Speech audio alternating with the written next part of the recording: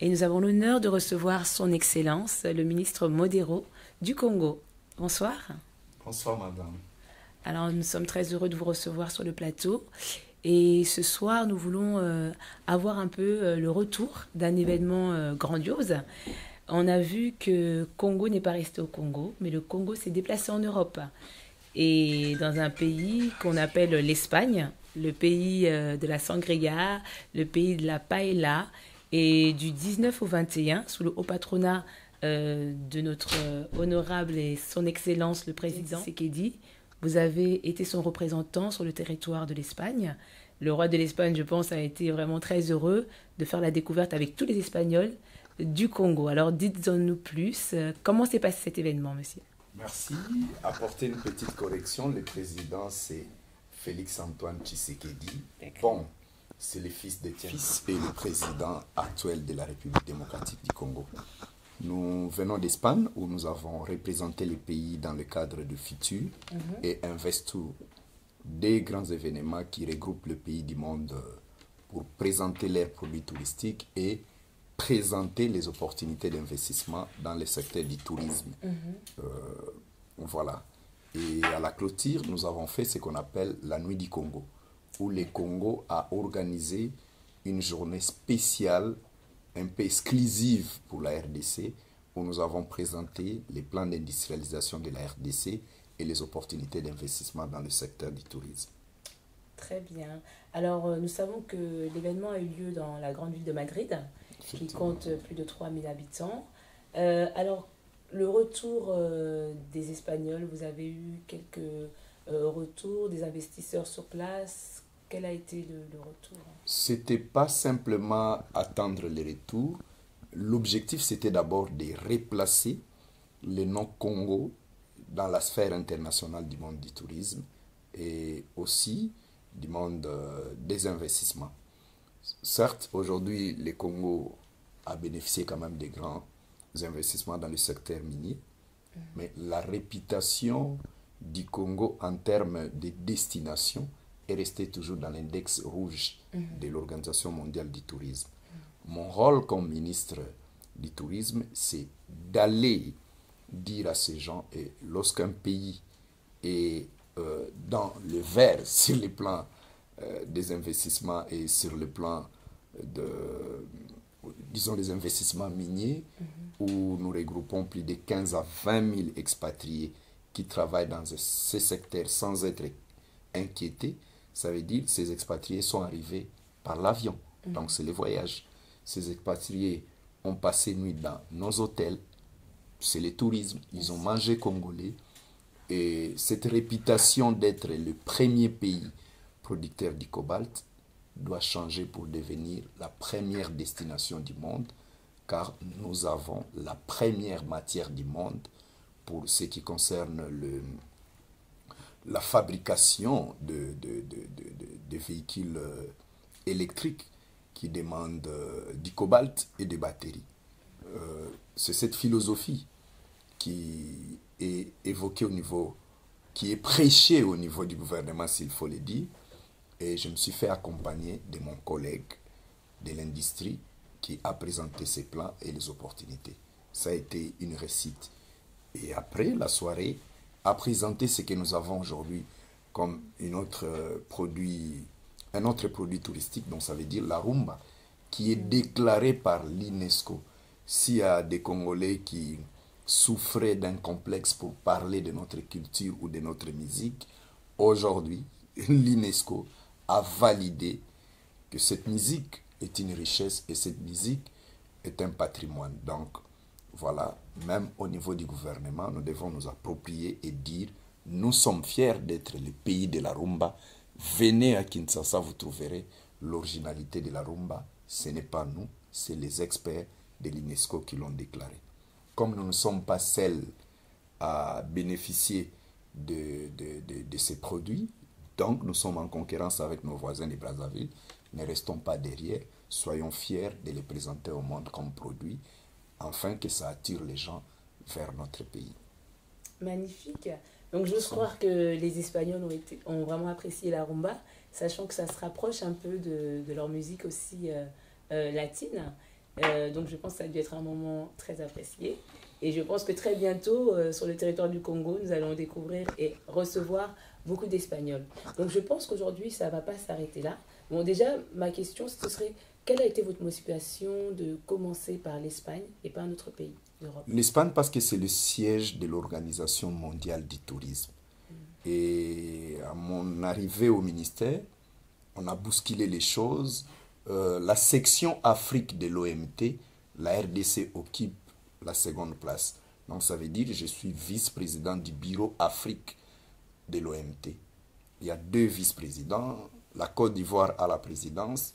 Le Kenya a le premier vice-président, le ministre Kenya. Et bien, moi, votre humble serviteur, je suis le 2e vice-président du bureau Afrique de l'OMT. Excellent.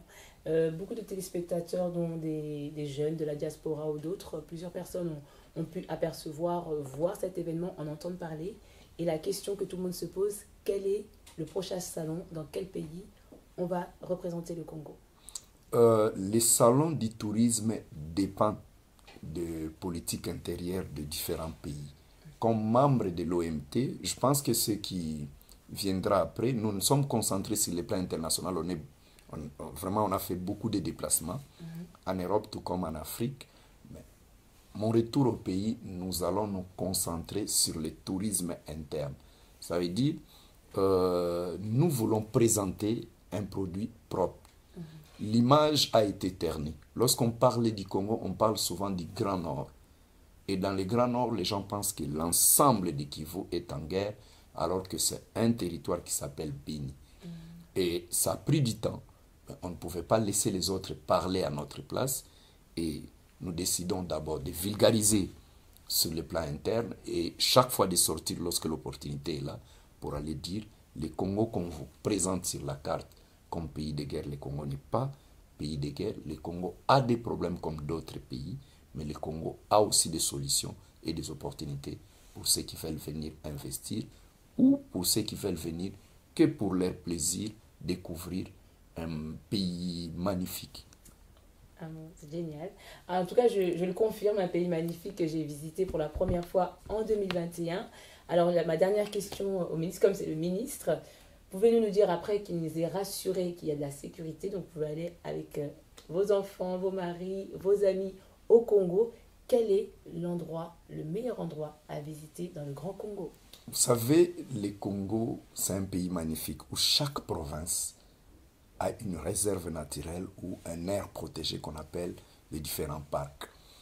Il est en écotourisme, il est difficile de choisir, mais je peux dire d'abord notre capitale qui est magnifique, Kinshasa, avec 14 millions d'habitants, une ville très culturelle qui a aussi des parcs tels que la Mbomboloumene, parc Vallée de l'Antsele, Lola à Bonobo. Donc tous ces sites que je cite, vous pouvez vérifier sur le net. Lola Bonobo, c'est un paradis des singes où vous pouvez passer. Vous avez à 2 heures de Kinshasa les lodges des Zongo ou les jardins botaniques de Kisantu à 2 heures. Les produits touristiques en termes d'écotourisme, je pense qu'aucun pays en Afrique peut présenter tant de diversité que le Congo.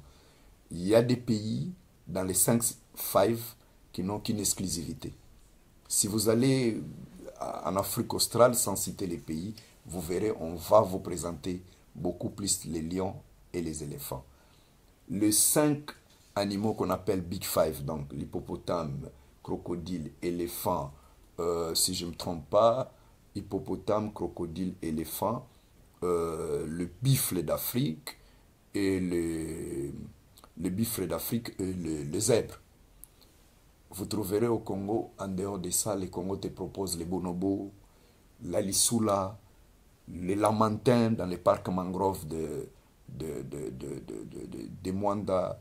Les Congo te proposent aussi la visite de la faune de l'Équateur, à la découverte de nos frères, la culture des pygmées, où vous allez voir qu'entre nous, peuple congolais, il y a une diversité de 450 tribus. Alors que lorsque vous allez dans des pays comme le Kenya, soit vous visitez les Maasai ou les autres peuples qui ne sont pas... Mais chez nous, c'est 450 tribus qui constituent 450 cultures culinaires. Vous allez goûter les fumbois, vous allez goûter tout ce qui est produit culinaire au Congo. Donc ça veut dire le Congo offre au monde une opportunité touristique à diverses cultures. Le Congo représente l'ensemble de l'Afrique. Parce que le Congo, de par son peuple, au Grand Nord, vous trouverez des Soudanais. Un peu, vous trouverez des Nilotiques vers le Kivu et de l'autre côté, vous trouverez le peuple Bantou, voisin de l'Angola et du centre. Le Congo donne ces opportunités où vous serez au Congo, mais vous êtes en Afrique australe, lorsque vous êtes vers les Katanga. Au Congo, mais vous êtes en Afrique de l'Est, lorsque vous êtes à Goma, Bukavu.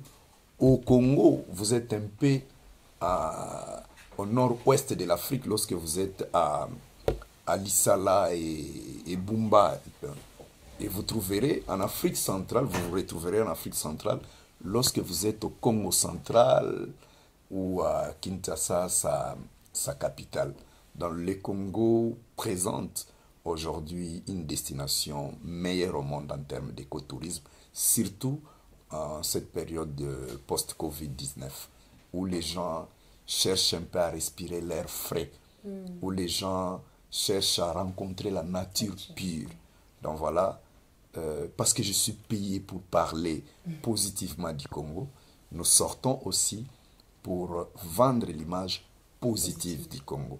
Vous ne pouvez pas aujourd'hui avoir un pays qui apporte des solutions même en termes de l'environnement. Nous étions dernièrement à la rencontre COP29, si je ne me trompe pas, en Angleterre. En Irlande, si je ne me trompe pas, le gouvernement était représenté par la ministre de l'Environnement. On dit même que notre pays est en train de passer comme premier réservoir d'oxygène. C'est toujours le Congo. Si vous n'avez jamais visité un monde rempli de biodiversité, eh bien, venez au Congo. C'est la meilleure destination en termes d'écotourisme. Un pays qui a un grand fleuve, deuxième fleuve au monde, un pays qui vous donne l'opportunité en même temps d'être en contact avec un lac, des rivières, une sortie de l'océan, alors qu'il y a des pays en Afrique qui n'ont même pas une rivière. Eh bien, chez nous, vous trouverez des rivières comme les Kasaï, la Chuapa, de grandes rivières. Vous aurez aussi la possibilité de visiter des sites comme l'Alofoy, où vous visiterez les plus grands barrages du Congo qui s'appelle Inga. Donc, je ne vais pas me transformer en un tour opérateur, mais j'aime bien ces pays et j'aime bien les proposer à tous ceux qui veulent venir. Plein d'opportunités d'investissement, surtout à nos frères et sœurs de la diaspora. Et nous travaillons aussi dans le cadre d'améliorer l'image du pays en termes de gouvernance. Il faut le dire sur le plan politique et que le Congo a aujourd'hui des institutions stables. Nous devons être fiers de le dire. Il y a eu l'alternance chez nous, il y a un parlement qui fonctionne, il y a une justice qui fonctionne aujourd'hui au pays.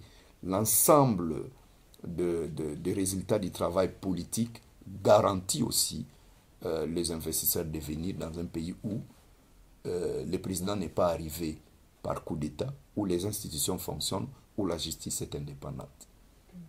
Mais écoutez, merci infiniment. Ben, nos prochains visiteurs, je pense que là, ils sont prêts à arriver au Congo. Ils voudraient simplement savoir dans toute l'année quelle est la période favorable pour venir au Congo par rapport à la température. Et ça, c'est quelque chose, comme je vous ai dit, le Congo, c'est un petit paradis. Le Congo, de par son climat, c'est l'unique pays où vous pouvez venir lorsque vous voulez. Oh, oui. Ça veut dire, vous avez la partie ouest du Congo qui est en saison sèche, lorsque la partie de l'autre côté nord-est est en saison des pluies. C'est sur le plan géographique, c'est comme ça même qu'on dit que le débit du fleuve Congo ne change pas parce qu'il y a un équilibre climatique qui fait en sorte que les Congo, en chaque période, basculent entre les deux climats. Si vous ne venez pas vers l'ouest du Congo, ça veut dire à Kinshasa, à Matadi ou à Bandundu-Ville ou Kikwit, quand il fait très beau, eh bien, vous pouvez choisir la partie est à Bukavu, à Goma, à Lubumbashi ou à Uvira. Le Congo vous donnera l'opportunité de découvrir les différents peuples et cultures et les différentes saisons. Mais écoutez, je pense que là, on n'aura pas des touristes, mais on aura des personnes qui vont venir habiter et investir au Congo. Allez-y, allez-y, tapez Visite Virunga. Vous verrez là aussi un grand parc parmi les premiers d'Afrique. Ça vous donne l'opportunité de visiter un volcan en activité, le volcan de Nyiragongo ou Mikeno. Ça vous donnera aussi l'opportunité d'aller voir les gorilles des montagnes. Ou si vous êtes à 2 heures de là, vous allez au parc de Kaouzi-Biega, vous verrez les gorilles de la savane. Donc, si vous aimez bien les climats un peu chauds, vous allez à l'Équateur, à la Chouapa, vous allez rencontrer les bonobos, des singes un peu proches de l'humain. Et ça, c'est unique au Congo. Des hôtels, on en a. Des restaurants, vous savez aujourd'hui, comme je vous ai dit, 450 tribus. Donc rien qu'en termes de plats au Congo, vous pouvez goûter à 450 plats selon le tribu. Et voilà, le Congo est magnifique, le Congo est belle, le Congo vous appelle. Et le Congo vous donne l'opportunité de venir investir en toute sécurité. Ben, j'arrive en tout cas. Merci. Vous avez été aussi magnifique. Merci à vous qui nous avez suivis. Et je vous dis à très bientôt. Mbote et rendez-vous au Congo. Bye. Bye bye. Prochainement à Kinshasa.